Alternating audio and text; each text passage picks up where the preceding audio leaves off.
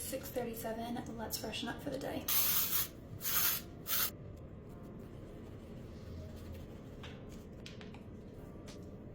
The glow that you get from this feels so good on the skin.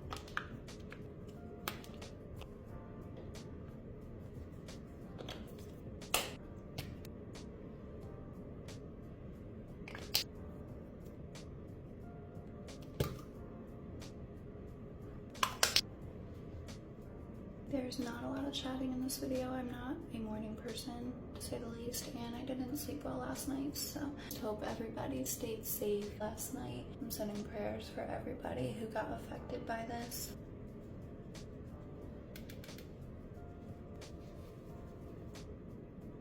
It's about as good as it's getting, so I will keep you updated on how today goes. Bye.